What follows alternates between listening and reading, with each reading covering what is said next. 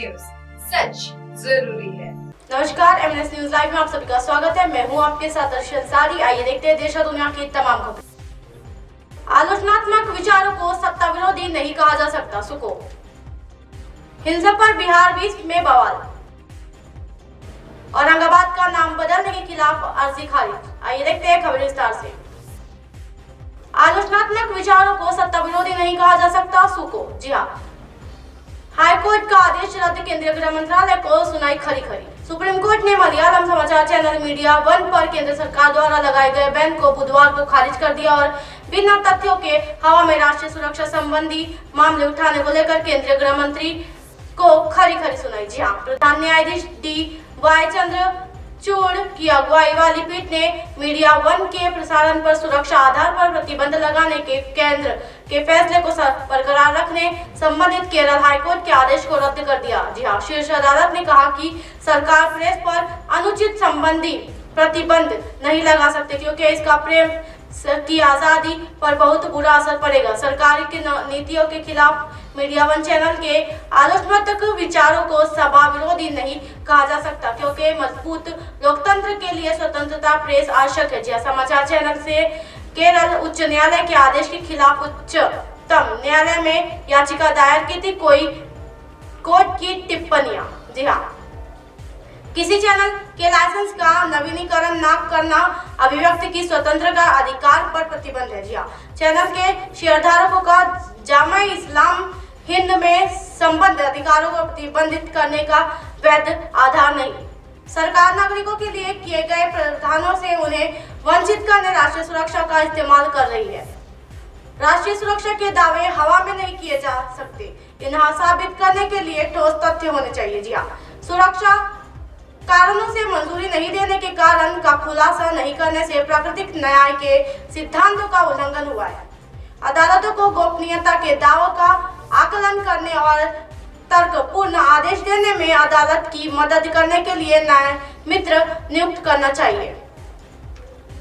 होगी ऑनलाइन सुनवाई। जी हाँ, CJI DY चंद्रचूड़ ने देश में कोरोना वायरस संक्रमण के मामले में की बढ़ती संख्या पर मौत करते हुए बुधवार को चंद्रचूड़ ने देश में कोरोना वायरस संक्रमण के मामलों की बढ़ती संख्या पर गौर करते हुए बुधवार को कहा कि उच्चतम न्यायालय वीडियो कॉन्फ्रेंसिंग के जरिए वकीलों की दलीलें सुनने का इच्छुक है। पीठ ने कहा कि अदालत वकीलों को हाइब्रिड मोड से पेश होने की अनुमति देने को तैयार है। जी हाँ, CJI ने कहा, हम आपकी दलीलें वीडियो कॉन्फ्रेंसिंग के जरिए सुन सकते हैं। देश में पिछले 24 घंटे में कोरोना के 4,435 नए मामले सामने आए हैं।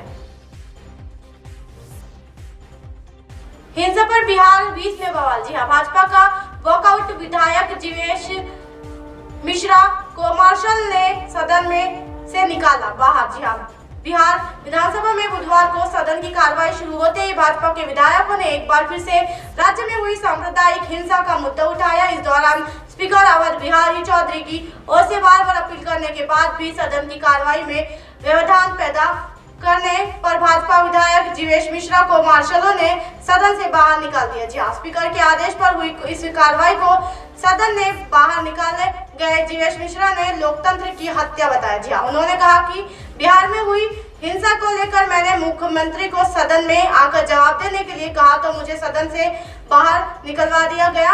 मिश्रा ने स्पीकर पर एक पक्षीय कार्रवाई करने का भी आरोप लगाया। उन्होंने कहा कि बिहार सरकार विपक्ष की आवाज को दबाने की कोशिश कर रही है। मिश्रा के सदन से निकल जाने के बाद आक्रोशित होकर भाजपा के विधायकों ने सदन में वॉकआउट कर दिया। इससे पहले सत्ता पक्ष और विपक्ष में जमकर नोकझोंक हुई। जी हाँ, बिहार में जानबूझकर कराई गई हिंसा। बिहार में हुई हिंसा मामले में मुख्यमंत्री नीतीश कुमार ने बुधवार को कहा कि ये हिंसा जानबूझकर साजिश के तहत कराई गई है। जल्द ही इसका सब सामने आएगा। जी हाँ, पुलिस इसकी जांच कर रही है। उन्होंने केंद्र सरकार पर हमला करते हुए कहा कि दो लोग हैं, एक राज कर रहा है और दूसरा उसका एजेंट है। जी हाँ, यही दोनों लोग सब करवा रहे हैं। हालांकि इस दौरान उन्होंने किसी का नाम नहीं लिया।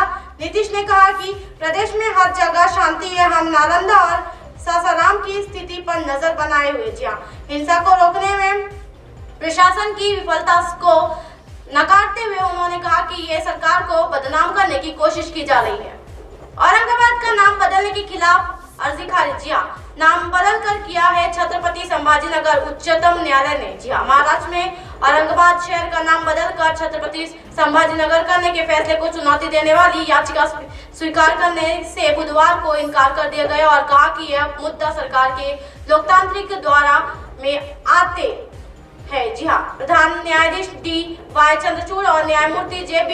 पारदीवाला की पीठ ने यह भी उल्लेख किया है कि विषय संबद्ध उच्च न्यायालय के समक्ष विचाराधीन है। जी हाँ, पीठ ने कहा, हम इस विशेष अनुमति याचिका यानी SLP को स्वीकार करने के इच्छुक नहीं है।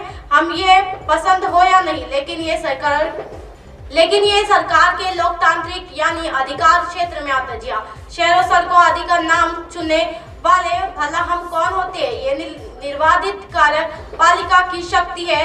याचिकाकर्ता की ओर से पेश हुए वरिष्ठ अधिवक्ता संजय हेगड़े ने दलील दी कि प्राधिकरण द्वारा जारी की गई अधिसूचना अब क्रियान्वित की जा रही है। जी और तालुकाओं को नाम बदले जा रहे हैं। शीर्ष न्यायालय मोहम्मद हिशाम उस्मानी नाम के व्यक्ति द्वारा दायर याचिका पर सुनवाई कर रही थी। जी औरंगाबाद संभाजी आयुक्त ने 4 मार्च 2020 को लिखे एक पत्र में ये प्रस्ताव किया है कि शहर का नाम बदलकर छत्रपति संभाजीनगर किया जाएगा।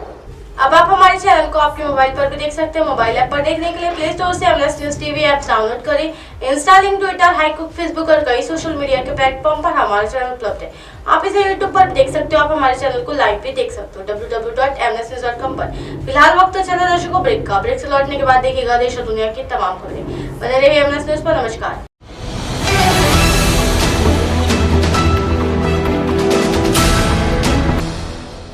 ये है MNS न्यूज नेटवर्क और आप देख रहे हैं MNS न्यूज।